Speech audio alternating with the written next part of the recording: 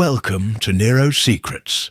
I'm your host, Jimmy, and today's mystery is a chilling one. Hercule Poirot and the cold cup at the Duke's table. Tell us where you're watching from, and don't forget to subscribe for more mystery stories. Chapter 1. The Interrupted Breakfast. It was a grey, misty morning in Sussex, with dew still hanging like a veil over the immaculate gardens of Eddervane Manor. The stone towers and 17th-century gargoyles gazed indifferently at the new day, while inside, the silence of the breakfast room was abruptly broken by a scream. "Duke! My God! The Duke!" Lady Clarissa Eddervane had stood petrified at the entrance to the dining room, a silver tray in her hands and a look of horror frozen on her face. Porcelain dishes and poached eggs no longer interested anyone. At the head of the table, with his back straight and his gaze fixed on infinity, lay the Duke of Westborough, apparently asleep. If it weren't for the still steaming cup of tea in front of him, the scene might have seemed serene. But the cup didn't smoke. It was cold. The town doctor, a practical man with unrefined manners, was immediately summoned. Nikin, a few minutes after feeling the pulse and observing the lips of the fallen nobleman, he declared nervously, "He's dead.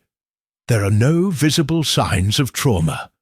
I'll have to inform the coroner, of course, but this seems suspicious." Nobody said anything, but everyone thought the same thing. The death of Duke Rupert of Westborough was not only unexpected, it was inconvenient. Their wedding anniversary would be celebrated that same night, and the mansion was already decorated with flowers and velvet, glasses lined up like soldiers, and an orchestra hired from Vienna. Furthermore, the Duke was a robust man, barely into his 60s, with enviable health and a monastic routine. He didn't smoke, he didn't drink excessively, and he never left his tea unfinished. Except today. Lady Clarissa, his second wife, 20 years younger and splendidly dressed even at that hour, was not crying. He stood firm like a tragic statue. His glass of champagne from breakfast was still untouched. "And no one else came in here before you?" asked the butler, Theodore, in a deep voice. "Just Rupert. He always eats breakfast early, and alone," Clarissa responded stiffly. The other guests, still in their dressing gowns or buttoning their jackets, began to arrive one by one. Edward Ashcroft, the Duke's nephew, young, haughty, and with a nascent political career. Lady Isabel March, Rupert's childhood friend, recent widow and owner of a sad and penetrating look. Archibald Vernet, French artist from Paris with a theatrical character, invited by Clarissa. Miss Amelia Trent, the family's retired governess, now the mansion's librarian, looking like she knew more than she let on. Colonel Hammond, war veteran, neighbour and member of the hunting club, and Miss Lily Holmes, the Duke's new secretary, reserved and barely known by the rest. Everyone had been invited to the celebration. They all had reasons to be there. And apparently no one had had access to the breakfast table except Rupert himself, and maybe someone else. It was Colonel Hammond who made the suggestion. This requires an unusual mind, not a rural inspector with his hands full of manure. We need someone continental. Lady Clarissa, still in a trance, nodded slowly. "I know. Someone. A detective. A gentleman. Belgian, I think. He helped me once with a missing gem in Cannes. He doesn't like getting his hands dirty. But he sees things that no one sees." At 12 o'clock, A telegram was sent, and at dawn the next day, Hercule Poirot arrived at the Eddervane mansion. The car stopped with almost mathematical precision in front of the main entrance. From him descended a short man with a perfectly cut coat, a stiff hat, a moustache polished like a mirror, and eyes that observed everything without moving his head. Poirot did not need drama. His mere presence turned the scene into a contained play. "Messieurs, mesdames," he greeted with a slight bow of his head. "They have lost a man, and I have lost my breakfast. We will compensate for both matters, n'est-ce pas?" And without waiting any longer, he entered the breakfast room where the Duke's cup still remained intact. Poirot watched her for long seconds without touching her. Then he asked for a copy of the menu for that breakfast, a list of the servants on duty, and requested that no one leave the property. "The cup," he murmured. "Ah, mes amis, it's not just that it's cold. It is that it is too much cold, too soon." Lady Clarissa frowned. "What does it mean?" Poirot looked at her, with an expression that only seemed kind on the surface. "I say, madam, that time does not always obey the clock. And when the cup cools down prematurely, it's because someone brought the moment forward." Silence. A crime had been committed. Everyone already knew that it had not been natural. But only Poirot was ready to see what others could not. And so began their game of logic and shadows. Chapter 2. Conversations Under Pressure. Poirot requested that breakfast be served in the Winter Gallery, a bright room with windows overlooking the garden, and which, according to him, promoted clarity of thought. While he drank his coffee, with exactly 2 sugar cubes and no milk, comme il faut, he requested that the first of the guests be sent to him for an informal conversation. "It's not an interrogation. No. It's simply a talk between well-educated people," he clarified to the butler, continuing to smooth out an invisible crease in his handkerchief. The chosen one was Edward Ashcroft, the Duke's young nephew. Tall, with a square jaw, and always tense eyebrows, Edward entered with a determined step, but his greeting was dry. "I suppose this is a formality, Mr. Poirot. I already told everything to the doctor and the town inspector." "Ah, but I am neither the doctor nor the inspector, monsieur," replied Poirot with a gentle smile. "I'm interested in the soul, not the autopsy." Edward looked at him with a mixture of discomfort and scepticism. "Very good," I asked. "You and the Duke, were you close?" "Just enough. He was my legal guardian since I was 16. He gave me an excellent education, but we weren't very expressive. He was rigid, old-fashioned." Poirot nodded, slowly turning his spoon on the saucer. "And you had hopes of inheriting?" Edward hesitated for just a fraction of a second. "Who doesn't? But Rupert, the Duke, didn't talk about wills. If anything, his wife benefits the most, I think." "Ah, the beautiful Lady Clarissa," murmured Poirot, almost in a tone of reverence. "Do you approve it? It's not my business, although I doubt she came to this house for love." Poirot raised an eyebrow, just barely. "Interesting. What did you do the morning of the crime?" "I was in the library since before 8. Miss Trent can confirm this." Poirot nodded. Edward left without saying hello. The next one was Lady Isabel March, a woman with a melancholic bearing and soft voice, as if she were speaking from another time. Rupert was the closest thing I ever knew to a true love, she said with a smile that didn't touch her eyes. But he never allowed me. Duty was his north, not desire. Poirot bowed his head respectfully.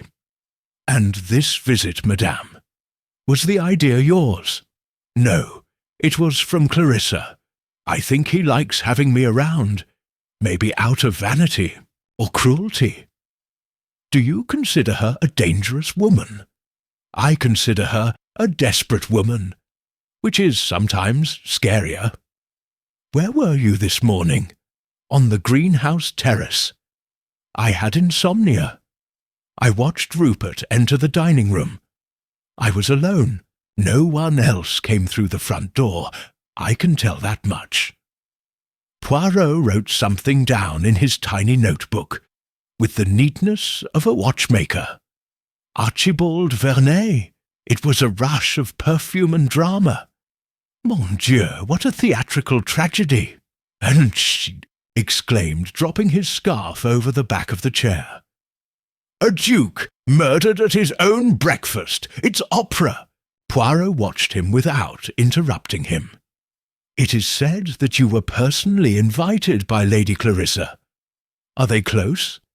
Let's say that we share an artistic sensibility. She collects my paintings, although, sadly, he still doesn't fully understand them. Where were you this morning? He was sleeping soundly. Last night I drank too much cognac. The Colonel can confirm it. He was my drinking buddy. Poirot nodded, but did not smile. And what do you think of this tragedy? Archibald leaned toward him. I will tell you this, Monsieur Poirot. In this house there is beauty, wealth, and courtesy, but underneath, daggers are hidden. The fourth was Miss Amelia Trent, sober, grey like her dress, with a marble expression. The Duke was a meticulous man. His cup had to be in the same place every day. He never tolerated disorder. Poirot smiled faintly. And yet he died with his cup still full. I noticed it, she said, her tone dry. He didn't drink. He didn't touch his spoon. Whatever happened, it happened quickly, maybe intentional. And your alibi, mademoiselle? I was in the library since 7. Edward arrived a little later. We don't talk. And your impression of Clarissa? Amelia narrowed her eyes. She is not a stupid woman, but he believes that all the rest of us are. By the end of the morning, Poirot had filled 3 pages of his notebook, but he had not yet made any statement, nor raised an accusation, just one observation, shared with himself as he looked at the misty garden from the gallery. In this case, the lies are not in what is said, but in as it is said. And that cup says more than all of them combined. The time to speak, with Lady Clarissa, was approaching, and the cup was still waiting. Chapter 3. Between Cups and Silences. Lady Clarissa Edevane presented herself before Poirot with studied elegance. Her black silk dress fell like liquid shadow, and her expression was that of someone who had spent the entire night rehearsing the perfect look of contained mourning. Poirot stood up and greeted her with exaggerated courtesy. Madame, I am deeply sorry for your loss, but please allow me a few questions. Small, yes, but important, like the thread that sews a dress. She nodded with dignity, taking her seat without saying a word. Poirot offered no empty condolences. Could you tell me how your morning started? Like any other. I got up at 7:30. I took a bath. I asked for breakfast to be brought to my powder room as usual. I don't usually have breakfast with Rupert. He used to say my toast smelled like perfume. And what time did you last see him? Last night around 11. We shared a glass of sherry. We don't talk much. He was thoughtful. Poirot nodded slowly. And you didn't notice anything strange in his behaviour? In Rupert, melancholy was not strange, but lately he seemed more sullen, maybe because of the will matters. Poirot raised his eyebrows slightly. Testament? Clarissa looked at him coldly. A week ago, Rupert called his lawyer. I was going to make changes. He didn't say what type, but I found it. Worrying. Did you suspect I would exclude him? A slight tremor passed at the corner of his mouth, but his voice remained steady. No, I don't need your money. Rupert gave me everything I have, or almost everything. Poirot cocked his head. Does that include affection? We did not come to talk about feelings, Monsieur Poirot, he replied with an icy smile. Au contraire, madame. We always come to talk about feelings. Crime is the sick flower of the soul. After Lady Clarissa's departure, Poirot requested the presence of the Colonel Hammond. The soldier entered with an energetic step, but sat down in the chair with a tired expression. His eyes were small and sagacious, accustomed to looking straight ahead even in the trenches. There is no need for detours, Poirot. They killed him, right? I don't like to speculate without evidence. But the cold cup, the upright body, the expression are not typical of a natural death. The Colonel nodded gravely. I thought the same thing. But how? Rupert did not receive outside visitors. The house was closed like a fortress. And yet someone caught up with him. Poirot approached the window, observing the Colonel's reflection in the glass. Where were you, exactly, between 8 and 9? In the music room. I was with Vernet. The Frenchman was craving cognac, and we talked about war tactics. An absurd talk, if you allow me. And when did you know that the Duke was dead? Shortly after. Clarissa screamed, and we all went to the Way dining room. Poirot turned slowly. Did you like the Duke, Colonel? No, but I respected him. He was a man of principles, even if those principles were from another century. Honestly, I don't think Rupert made anyone happy, not even his wife, especially his wife. Poirot watched him carefully. What do you think of Lady Clarissa? Too perfect, and too good an actress. But don't get me wrong, Poirot. Being a good actress does not make a woman a murderer, only in dangerous. And what about young Edward? The Colonel snorted. Ambitious boy. He lives more concerned with his political career than with his soul. But I don't see him as a murderer. Cowardly, perhaps. Cold, for sure. But not bloody. Poirot thanked him and let him go, writing down several key phrases in his notebook. Then he asked the butler for a detailed list of who had used the kitchen that morning and at what times. When he received the sheet, he reviewed it in silence. One of the names caught his attention, Lily Holmes. The young secretary had gone to the kitchen before dawn, supposedly for some tea to calm her nerves. Poirot lowered the paper and closed his eyes for a moment. Something still didn't add up. The Duke's breakfast had been served at 7:45, but the cup, when Poirot saw it barely an hour later, was cold as stone. Too cold. A cup loses its heat, yes, but not so fast, unless— He didn't say more. Its little grey cells seethed in silence, That night, while the guests dined in a rarefied atmosphere, Poirot walked through the garden wrapped in his coat. He stopped in front of a statue of Apollo and murmured, "When a crime leaves no traces, the echo must be sought." Not what was done, but how everyone reacted to it. And someone reacted too well. In the darkness, a figure watched him from the gallery, silent, pay attention, and shaking. Chapter 4. The Letter in the Second Drawer. The next morning dawned grey again, as if the sky shared the doubt suspended in the air of Edevane Mansion. Poirot requested that he be sent to Lily Holmes to the library, where he stood, scrutinizing a row of leather-bound volumes. I didn't leaf through any. He inspected them like someone looking for a gesture between faces in a room full of witnesses.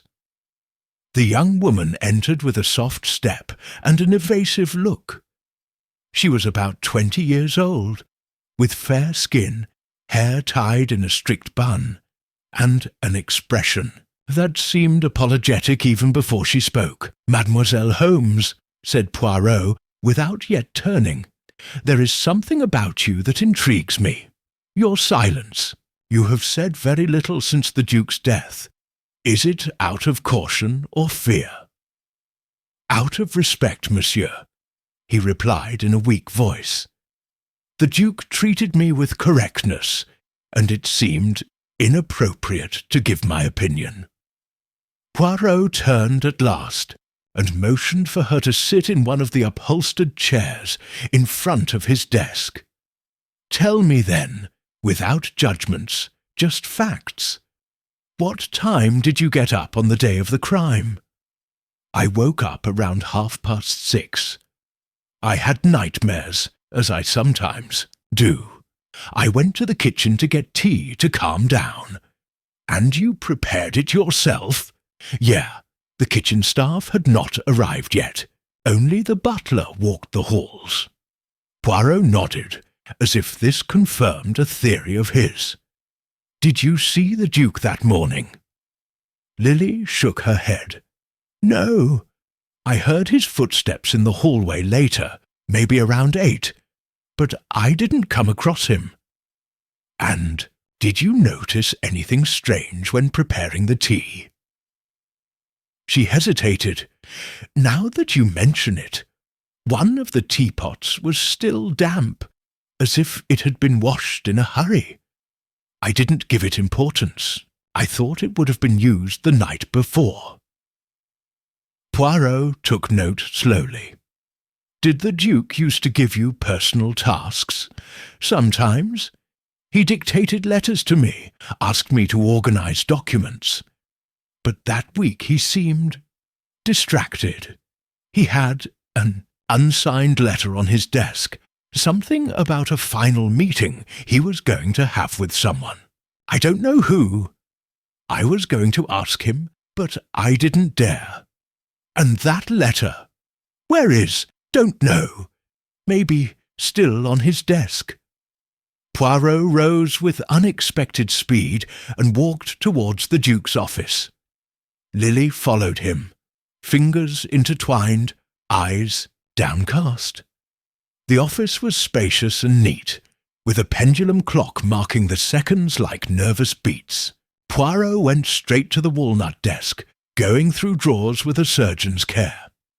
In its second drawer, under a folder of receipts, he found an unsealed envelope. "Voilà," he murmured. The sheet inside was handwritten, recognizable by the Duke's, firm, angular handwriting. "My decision is made. This will be our last conversation, and after it, everything must be clear. I will not protect you again." Or, Poirot read in silence, then put it back in its place, without making a show of it. "Do you recognize this letter?" Lily nodded, trembling slightly. "It belongs to the Duke, without a doubt. But who was he addressing?" "An excellent question, mademoiselle." and one that will soon have an answer." The young woman stood up, but before leaving, she turned with an implicit plea in her voice. "Do you think it was a murder?" Poirot did not respond immediately. He just watched her, eyes half-lidded. "I'll tell you this. When a man writes a farewell, he doesn't do it out of habit.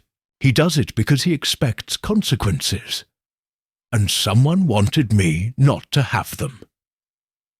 After Lily had retired, Poirot walked along the main gallery in silence. Every painting, every curtain, every rug spoke to him in a language that only he seemed to understand. In the dining room, the scene of the crime, he stopped in front of the breakfast table. The butler had attempted to restore order, but Poirot asked that the Duke's cup not be moved. Now he was examining her again, as if waiting for her to speak. The cup was not poisoned, no. The poison was psychological. "Something more subtle," he said quietly. At this moment, the town inspector entered with an awkward step. "Monsieur Poirot, we have received a call from the Duke's lawyer. It seems that he was going to change his will this week. He cited several people here, and one is not in the current will." "Who?" "Lady Clarissa." Poirot closed his eyes briefly. "Thank you, Inspector, just in time. The puzzle begins to take shape. There is only one piece missing, the one in the hands of the culprit." That night, Poirot dined alone. During dessert, he made a list in his notebook, not of people, but of hidden motives. One line said, "Who was Rupert protecting?" Other, "And who didn't want to be protected anymore?" There was a threat in that letter, and someone in that house had made it a reality. Chapter 5. The Echo of a Secret. The unsigned letter had left an indelible impression on Poirot's mind.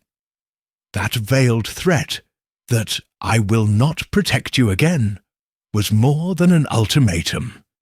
It was the master key to a hidden past, one that someone had made sure to silence forever. The next morning, Poirot requested a brief meeting with Miss Amelia Trent, the former governess. Her experience in the mansion made her, in Poirot's eyes, a privileged observer. "Miss Trent," he said, as they walked along the path between the hedges, "were you aware of any secrets among the residents?" She pursed her lips, as if tasting an answer she didn't want to give. "Every home keeps secrets, Monsieur Poirot. But in this house, people keep them like gold coins." Poirot smiled faintly. "And the Duke?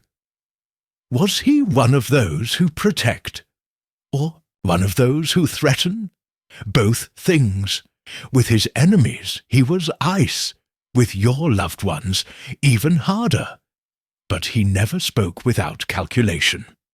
If you wrote that letter, believe me, you knew the exact weight of each word. And who here needed to be protected? Everyone," she said without hesitation. "Some for money, others for past, and some for love." Poirot returned to the library and sat down in his favourite armchair. He asked that all the Duke's personal documents that had not yet been classified be brought to him. The butler arrived with a wooden box closed with a simple padlock. Poirot opened it without difficulty and began to go through the papers with meticulous slowness. There were invoices, correspondence with banks, even a note from the lawyer warning about recent capital movements. But an envelope caught his attention. It was addressed to an incomplete name. It only said L. When he opened it, he found a letter written by the Duke 6 months ago, warmer than the previous one. It spoke of trust, second chances, and keeping up appearances until everything was in order. There was no full signature, just an initial R. Same hand, different tone, murmured Poirot. An emotional evolution, from protection to warning. Poirot still had no certainties, but he did have a growing hypothesis. The Duke had been covering for someone, and that protection, exhausted, became a threat. The murder was probably an act of desperation. Before lunch, Poirot sought out Lily Holmes for a second conversation. But when he got to his room, he found the door open, and the room empty. His luggage was still there, the closet open. Some clothes hung on hangers haphazardly, but on the nightstand, carefully aligned, lay the keys to his room, a letter of recommendation, and a handkerchief folded with excessive precision. Poirot took it between his fingers. It was perfumed, lavender, but not recent. He didn't run away, he said quietly. She was set aside. At that moment Colonel Hammond appeared in the hallway, his face tense. "Is something wrong, Poirot? Miss Holmes has disappeared. Not without leaving a trace, but without warning. Do you think he escaped? No. She was afraid, yes, but also loyalty. Someone silenced her, or convinced her to disappear, which in this house means the same thing." The Colonel frowned. "It couldn't have been Clarissa, could it?" Poirot turned slowly. "Why do you mention Lady Clarissa?" "I didn't do it, because all this started when she arrived. The Duke changed. He became more secretive, more tense. And Lily, she was his confidant. He even read her private letters." Poirot nodded thoughtfully. "And now the confidant has disappeared, and the Duke is dead. Coincidence, Colonel? You will tell me?" That night, Poirot discreetly summoned the butler Theodore. "I want to know who had access to the east wing of the mansion between 7 and 8 in the morning, the day of the crime.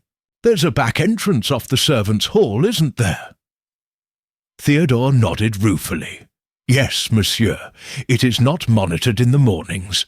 We use it to bring flowers, or when staff avoid crossing through the main room."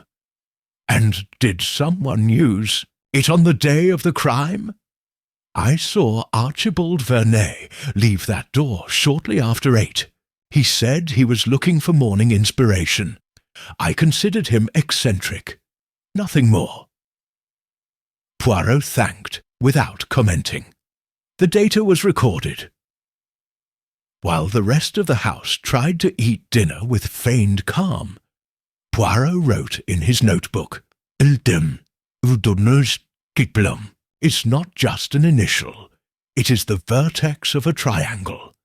The Duke knew something. Lily knew it too. And now one is dead, and the other has disappeared. Poirot closed the notebook.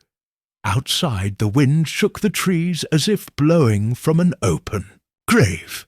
We had to act before anyone else fell into silence. Chapter 6.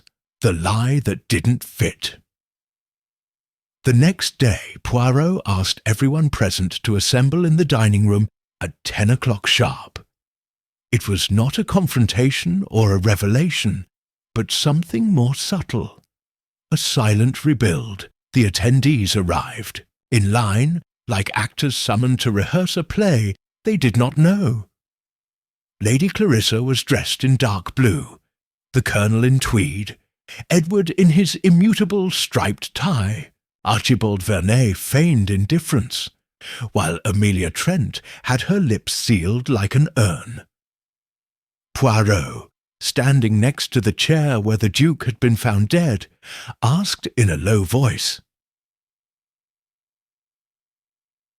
Each of you, please, position yourself exactly as you were on the morning of the crime, or in the place where you were when you heard Lady Clarissa's scream.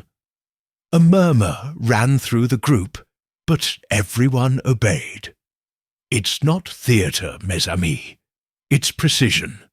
A crime leaves traces, but also absences, and it is those absences that sometimes speak the clearest. Once everyone was in position, Poirot walked around the room in complete silence. He watched the clocks, the angle of the sun through the windows, the muffled sound of the ground under certain footsteps. "Mr. Vernet," he said, stopping beside him, "do you still claim that you were in your room until you heard the scream?" They assume. Artist nodded with an affected air. "Of course, he slept soundly. I already told you." Poirot turned slowly towards the Colonel.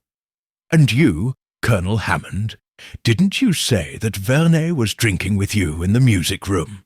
A silence spread. Eyes turned to the Colonel, whose jaw tensed. "He did. Up to a point. Then he said he was going outside to smoke. For fresh air. What time?" "A few minutes before 8. Poirot turned his attention to Vernet. "And yet, monsieur, when asked, you claim to have awakened after 8. How do you explain this discrepancy?" Vernet looked down. A blink betrayed him. "Maybe. I confused the time. I was dizzy. Who remembers exactly?" Poirot came closer, without raising his voice. "The guilty, monsieur. They remembered too much, or too little, and you seem to have done both at the same time." Vernet did not respond. His theatrics collapsed silently. After the meeting, Poirot retired to the library. He was pondering the timeline when the butler, Theodore, showed up with an envelope in his hand. "This has just arrived, monsieur. A local courier brought it. He said it was given to him by a young woman at the train station." Poirot took the envelope with a measured movement. He opened it with surgical care. Inside, a letter written by hand with trembling ink. "Mr. Poirot, I have not left of my own free will. They offered me protection, and I took it because I know too much. The Duke was not who everyone believed, but he was not cruel either. I wanted to protect myself from something that happened years ago. Something that has now come back to haunt us. I can't say more for now, but there is a letter in his pocket watch. I hid it there myself, in case he couldn't deliver it." Lily Poirot did not react immediately. He left the letter on the table, got up and walked towards the Duke's study. The deceased's pocket watch was still on a silver tray, along with other personal effects. He took it, turned the back cover gently, and there, inside a hidden compartment, he found a small paper folded with extreme care. He unfolded it. He recognized the same handwriting as the Duke. This time it was a short note. "If something happens, trust Lily. She knows who was with me that night in Marseille." Poirot closed his eyes for a moment. The past was pushing back from the shadows. Marseille. It was a detail that no one had mentioned yet. That night, Poirot had dinner with the local inspector and gave him Lily's letter.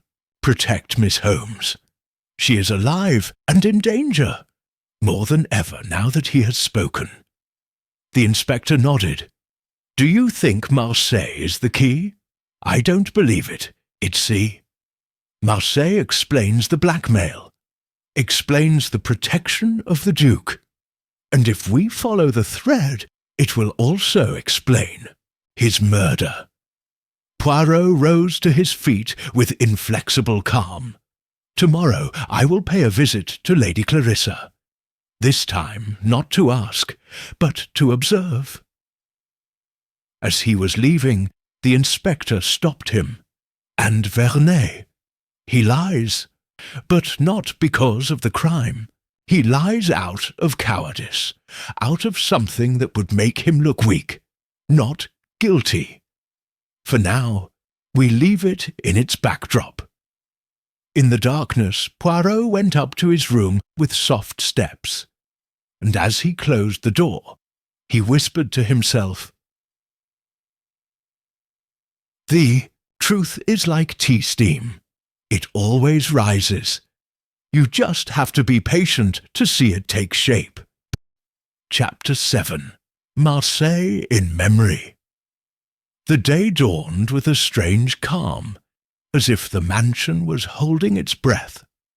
Poirot, perfectly dressed in a pearl-grey suit and his ivory-handled cane, asked Lady Clarissa to receive him in the small drawing-room, a room decorated with oriental tapestries and a crystal lamp that sparkled on the papered walls.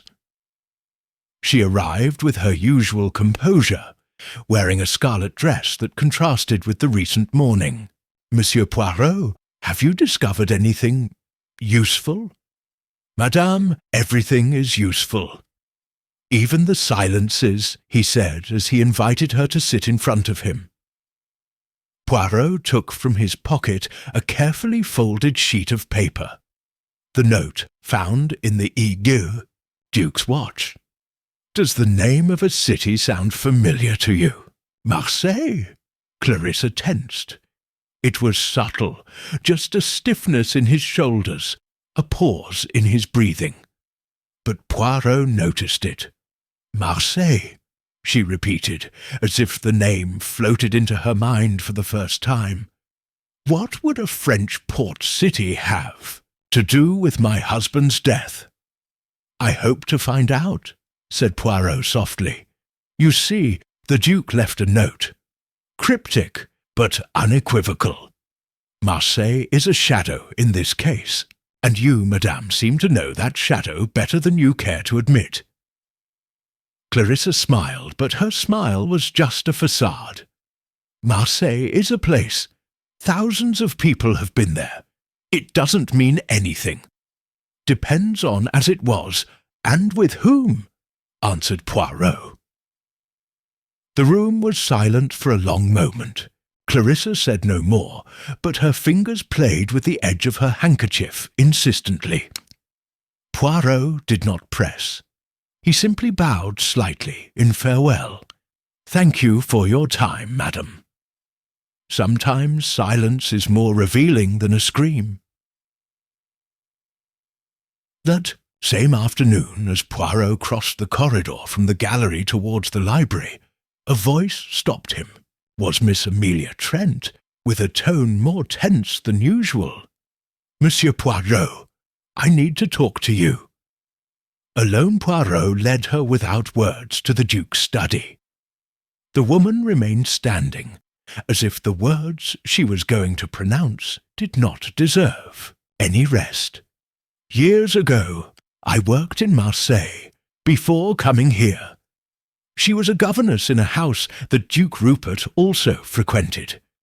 He didn't recognize me when I arrived in Edivane, or he pretended not to.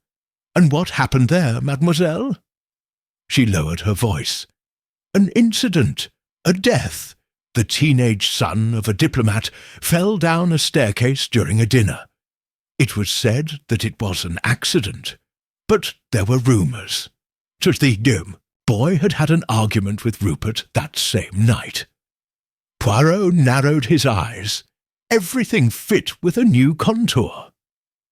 Lily Holmes. She was the daughter of the cook in that same house. A girl then. But he saw it. He saw the Duke go up the stairs after him. Nobody believed him.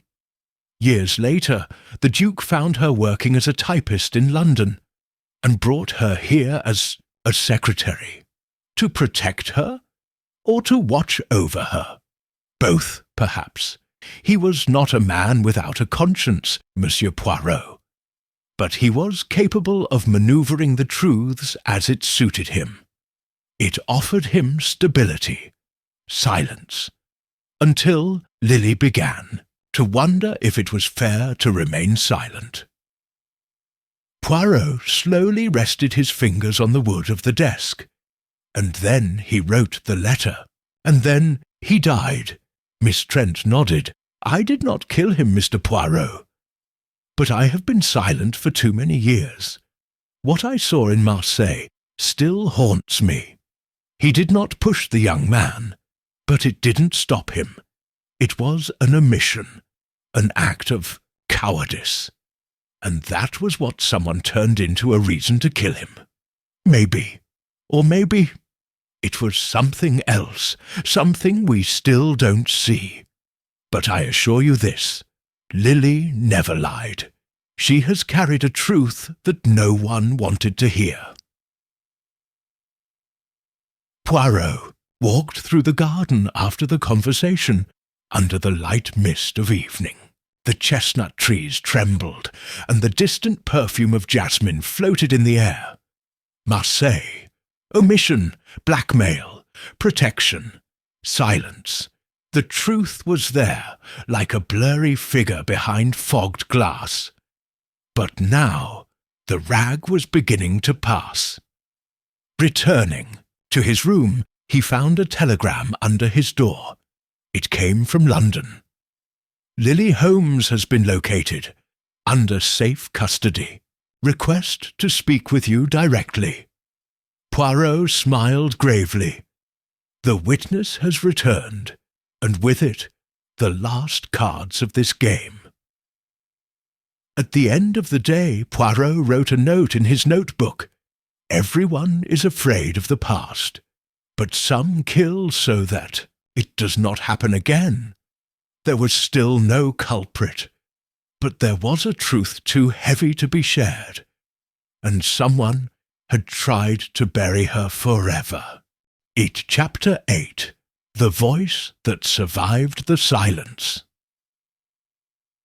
Poirot left for London on the first train of the morning, wrapped in his dark coat and with an impassive face.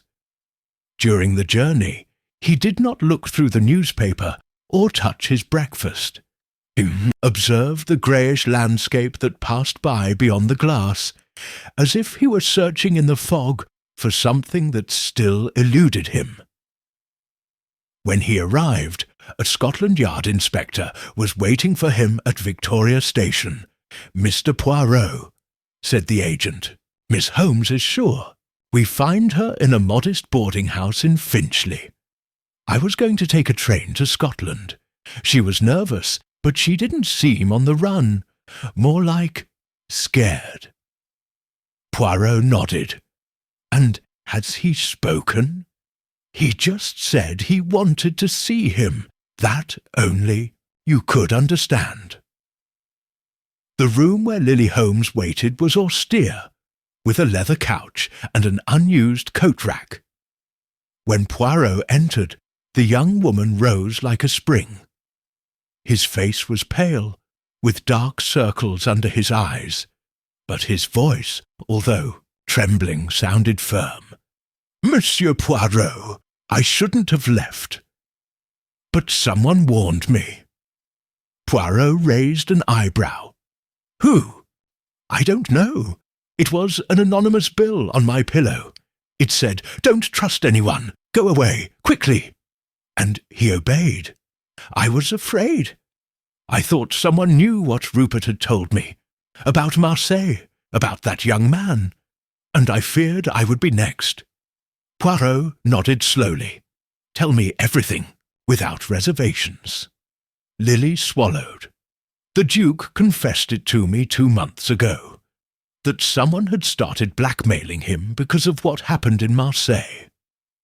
He didn't mention names. He only said that that person could not afford to lose what he had built. I thought that it was someone within the family. Why didn't you speak before? Because I protected him. because he saved me once, and I thought he could redeem himself. But then he gave me that letter. He told me that if anything happened to her, I should give her to you. I didn't dare. So I hid it in his watch." Poirot nodded. There was no longer any doubt. The young woman was not lying. But there were still too many pieces that didn't fit together. Did you recognize any signs of the blackmailer? An accent, a writing, just the feeling. Coldness, closeness. The Duke said that person was very close. Too much. Meanwhile, in the Edivane mansion, the tension had transformed into palpable unrest. Edward Ashcroft walked through the halls with a frown. Clarissa barely left her rooms. The Colonel spent his afternoons drinking in solitude, and Amelia Trent kept looking out the east wing window, as if waiting for something or someone. That afternoon, a figure crept into the Duke's study. With leather gloves and methodical movements, he shuffled papers, picked up books, looked behind paintings. I was looking for something. And when he found it, a blue folder with the Duke's personal seal, he did not destroy it immediately. He took her with him, silently disappearing through the back door. Minutes later, Amelia Trent turned from the window, but there was no one any more. Poirot returned to the mansion the next morning. His expression was serious, but serene. The inspector accompanied him, not yet revealing his presence to the others. In the drawing-room, Poirot found Lady Clarissa with a glass of morning sherry. She feigned surprise. "Monsieur Poirot, I thought he was gone. For good? Crimes, madame, are not solved in a train car. Sometimes you have to touch the shadows to show their outline." She looked at him with veiled disdain. "And you found it?" "I found someone who no longer wants to remain silent. And she has revealed that her husband feared an internal threat."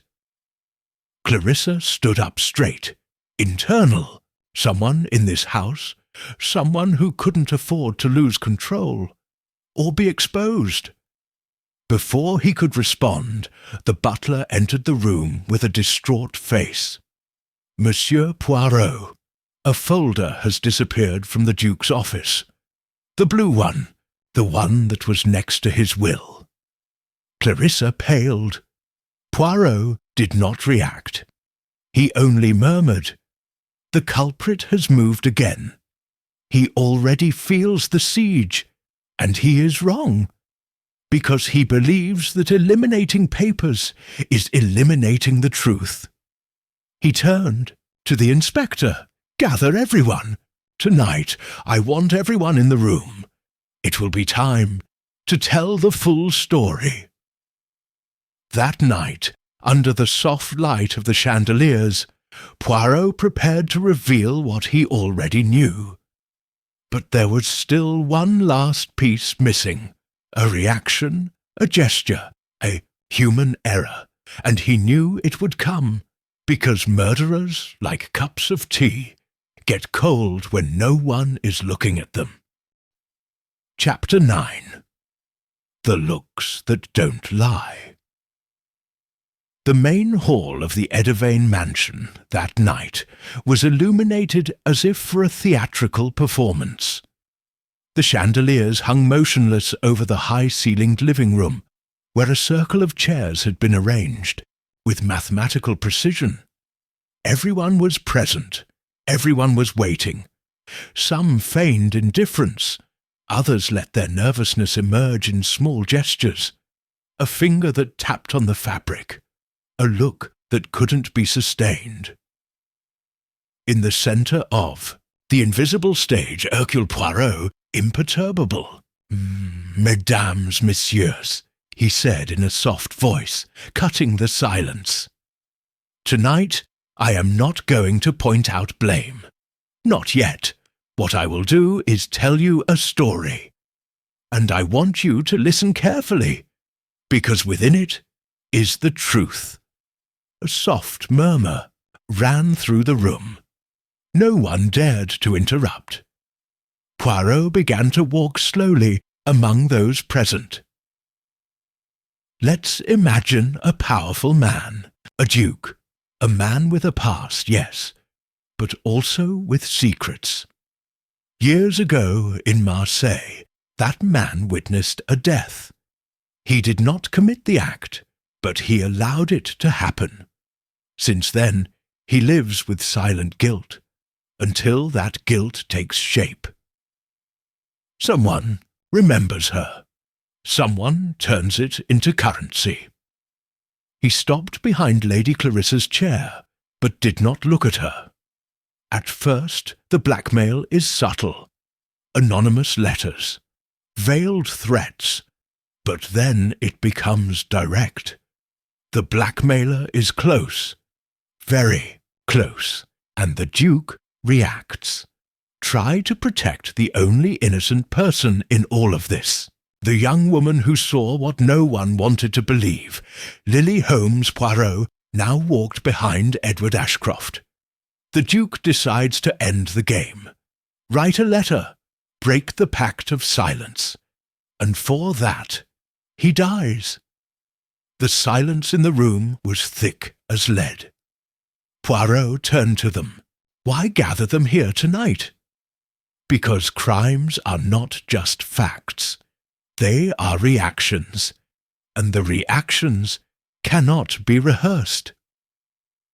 He walked to the Duke's desk, where the famous cold cup rested, still unmoved. The cup was cold too soon. Because the poison, if there was one, was not physical.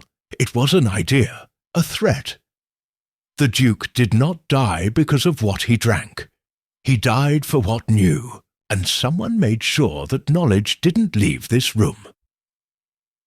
Poirot turned to Archibald Vernet, who seemed restless. "Monsieur Vernet, you claimed to have been asleep on the morning of the crime. But that's not true. You left through the east, wing door shortly after 8. The butler saw it.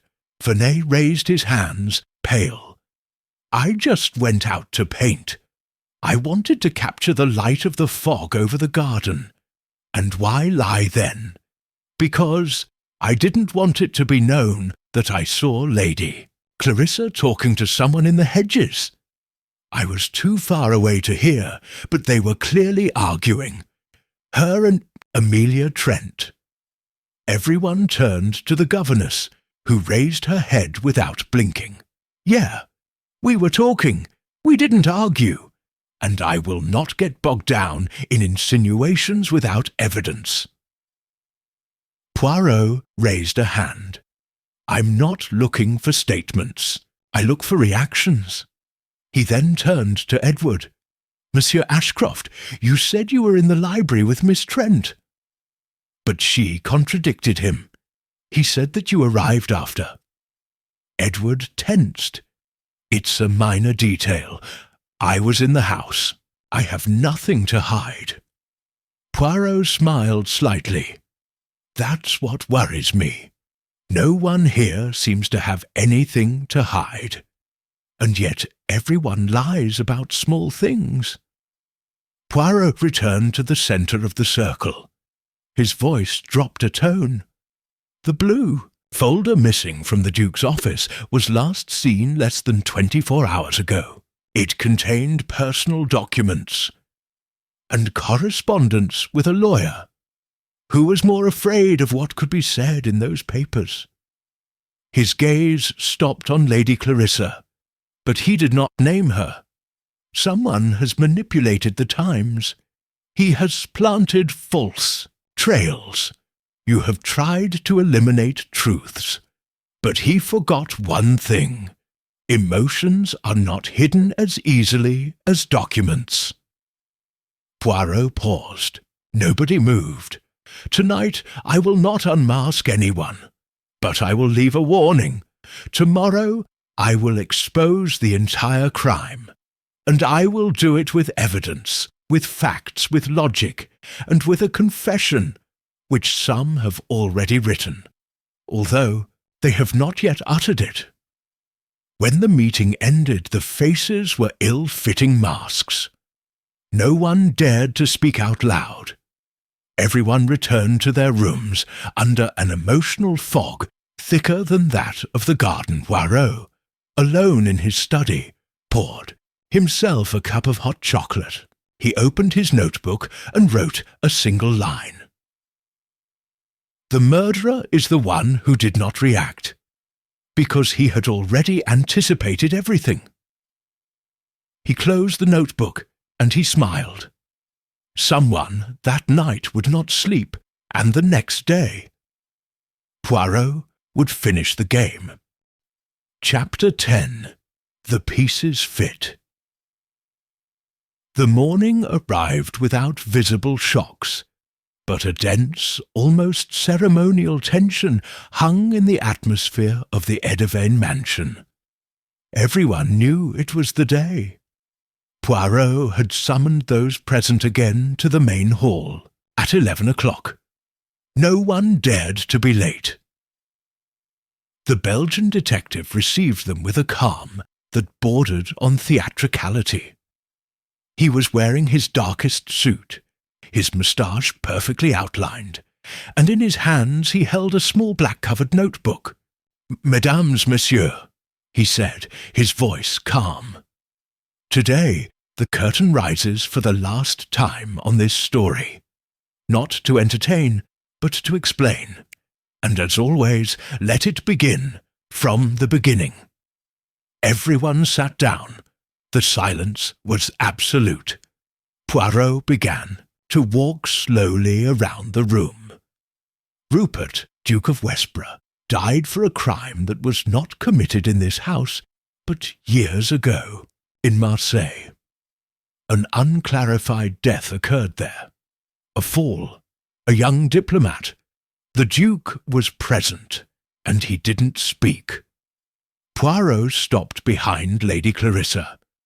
That omission, that cowardice, accompanied him since then. But that wasn't what killed him. What killed him was the late attempt to correct him. He turned on his heel and headed to the centre of the room. The Duke protected Lily Holmes, the only true witness to that incident. He brought her here. He gave him a job, a position, and in return he demanded silence. But when the blackmail began, the balance was broken. Poirot opened his notebook and read, "I won't protect you again." Those were his words. Writings to the blackmailer. The letter was not sent, but it was enough for him to write it. To sign his death sentence, a shudder ran through the room. Poirot did not raise his voice. The person who was blackmailing the Duke knew about the Marseille incident. He had discovered it, or had witnessed it. He had something to lose if the past came to light, and I knew Rupert was about to speak. He turned towards Edward Ashcroft. "You, monsieur, were interested in clearing the reputation of the family name. His political career demands purity. Any scandal would ruin him." "Was it you?" Edward tensed but shook his head. "I knew about Rupert's past, yes, but I didn't threaten him. If it was known, it affected me as much as it affected him." Poirot nodded without insisting. "Then let's look at those who had something more personal to lose." His steps took him in front of Miss Amelia Trent. "You were there in Marseille." But his silence was one of fear, not calculation, and he has cooperated with me. Amelia didn't speak. He just looked down. Poirot then turned to Archibald Vernet. "You lied about your whereabouts on the morning of the crime, but he did it out of vanity, not out of crime. He feared being seen as an intruder, like an ornament. His lie harmed him, but it does not condemn him. Vernet swallowed, but did not protest. Poirot raised a hand. So who had the motive, the occasion, and the cold calculation? He approached the fireplace and pointed to the mantel clock. The time of death was determined by the cold of the cup.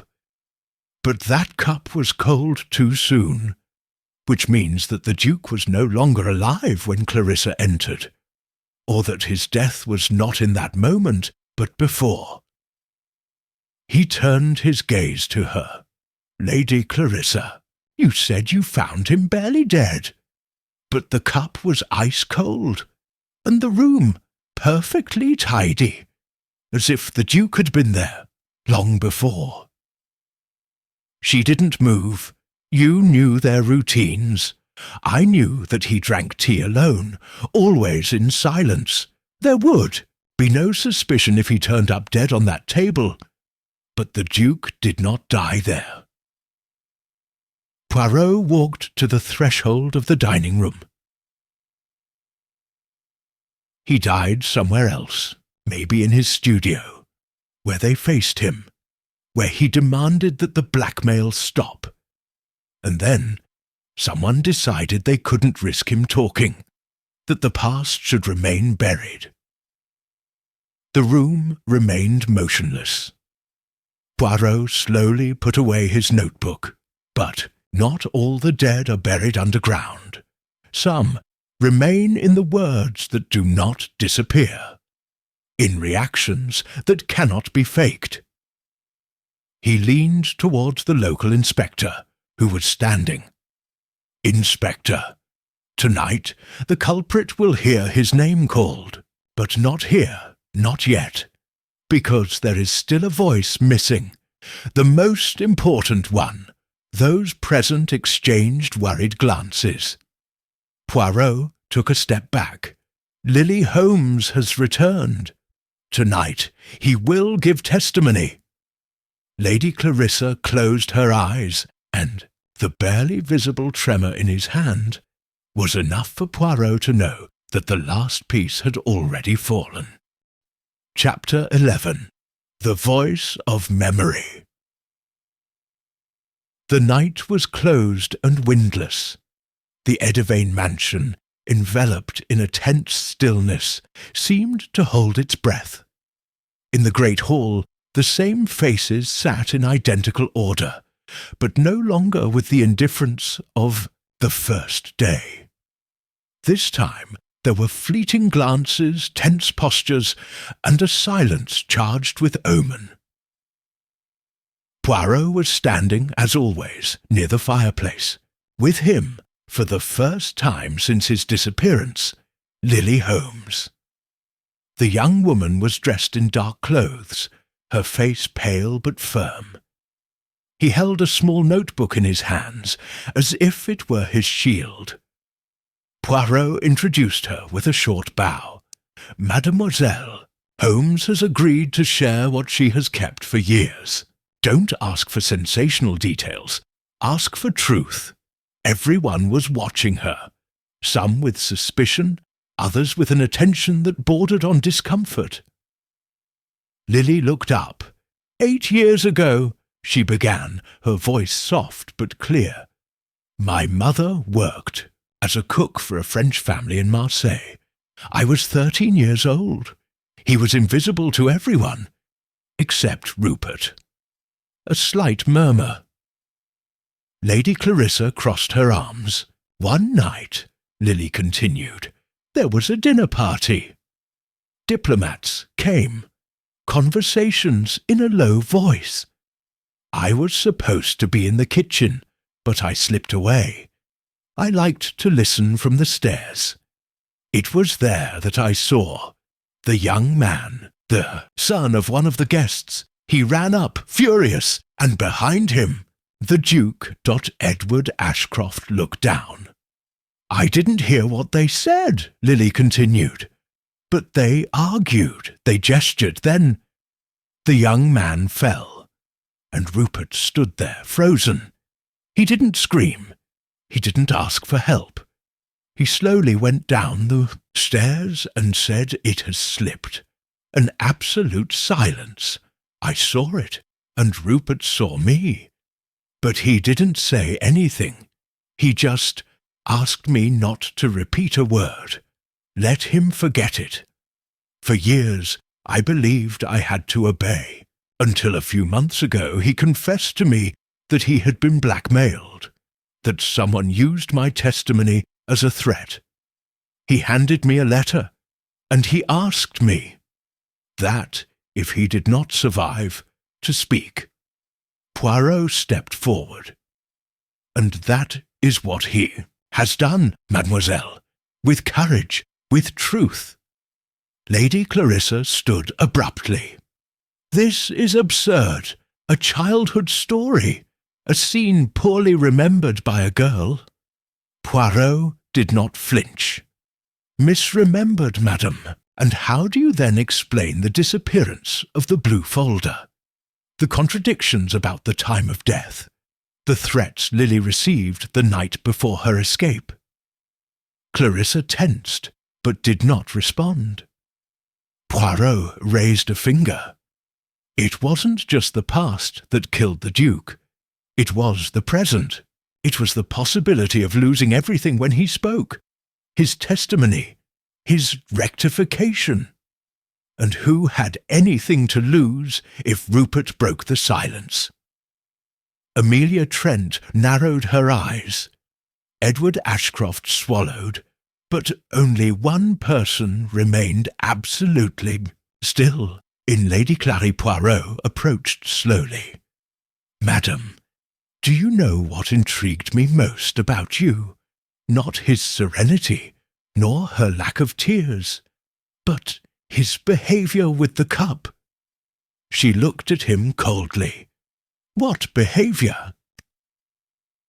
"You were the first to find the body. And yet he didn't come closer. He did not touch the Duke's shoulder. He didn't try to talk to her. He just screamed." From the entrance, Poirot turned to the others. Because I already knew he was dead. Because you put it there yourself. Because he didn't die in the dining room. He died somewhere else, at another time. And you, knowing what was coming, staged the scene to make it seem otherwise. Clarissa didn't say anything. Poirot turned to the inspector. "Tonight I will say the name, but only after one more thing." He turned to Lily with a kind look. "Mademoiselle, do you know who else was in the house that night in Marseille? Who knew about the fact besides the Duke?" Lily looked down. Then he slowly looked up, and his eyes landed without a doubt on Lady Clary. I saw her come down the stairs, right after, and she saw me too. Clarissa took a step back. "That doesn't prove anything." Poirot did not need to reply. The entire room already understood. She had been there. I had always known it. And when the Duke threatened to tell the truth, he decided to silence him forever. But Poirot had not yet pronounced the final verdict. That would come later, after the curtain fell with surgical precision. Chapter 12. The Killer's Last Move. The hall of the Edivane mansion was immersed in a thick, expectant silence. Nobody moved, nobody spoke.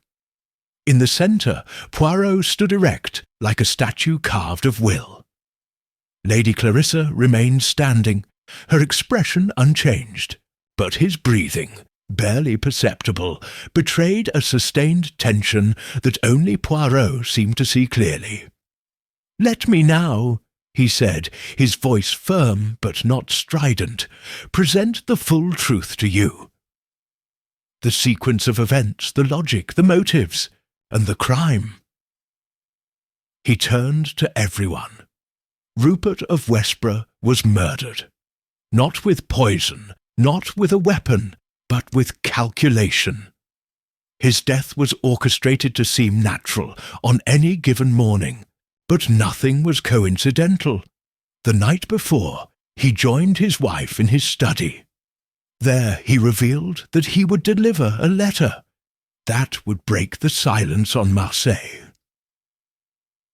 Poirot takes a step. Lady Clarissa was in Marseille that night, years ago. He saw the young man fall. He saw the Duke remain silent, and more importantly, he saw Lily Holmes. He knew that with time, the girl could speak, so when he saw her go to work as the Duke's secretary, he understood that time was of the essence. The room was still silent. The blackmail wasn't just money. It was fear. Clarissa feared losing her position, her security, her prestige. He knew that a scandal would drag the entire family to ruin, and when Rupert announced his intention to make amends for the past, she couldn't stand it. Poirot took a small object from his pocket, a silver spoon. The Duke's cup was not the crime scene. It was his prop. The Duke died in his study between 7 and 8 in the morning. Clarissa, already awake and dressed, found him, perhaps after a confrontation. Maybe he had already suffered a minor heart attack. Or maybe she poisoned him with something undetectable. It doesn't matter. What matters is what he did next. He moved his body to the dining room. The cup is already served. The setting was perfect. An interrupted breakfast, a Duke seemingly at peace. Lady Clarissa leaned back in her chair, but did not say a word. "But he made mistakes," continued Poirot. "He didn't scream immediately. Wait, calculation." He let the cup cool, too cold, and he forgot that logic doesn't freeze with tea. Poirot turned to the inspector. The missing blue folder contained the Duke's personal notes about Marseille. He planned to include them in his new testamentary disposition. Clarissa stole it. The night Lily reappeared, trying to eliminate the last piece of evidence. But it was late, because the real proof was alive, and he had spoken. Lily, in the corner of the room, looked down, not out of shame, but out of relief. Poirot then approached. "Clarissa, one last time. You did not kill out of hatred, madam. He killed out of fear. A fear that was disguised as rationality, of duty. But justice does not always distinguish nuances. Just acknowledge the act." Clarissa closed her eyes. When he opened them again, there was no longer a fight in his gaze, just deep exhaustion. "What if I did?" he said, his voice barely audible. "What's changing now?" Poirot took a step back. "Nothing for him. Everything for you." The inspector approached in silence. Clarissa did not resist. He walked among those present without looking at anyone. The room remained silent until the door closed behind her. Hours later, Poirot stood on the winter gallery, looking out over the garden. Lily approached. "Thank you, monsieur, for believing me." "Mademoiselle, I don't believe it, I observe. But I will confess something. Wanted to believe him because his eyes never looked for excuses, just permission to tell the truth." Lily nodded, speechless. "And now?" she asked. "Now? The world goes on as usual, with its secrets, its masks, but one less." That afternoon, Poirot said goodbye to the inspector and the rest of the house. When the carriage was waiting for him at the entrance, he paused for a moment before the wrought-iron gate. "A house like this," he murmured, "doesn't just keep history, save consequences." He went up with a firm step, and as he sat down, he exhaled deeply. "Sometimes," he said to himself, "the murderer is not he who hates, but he who fears more than he can resist." The car moved forward, leaving the haze of Edivane behind, and with it the Duke's last cold cup.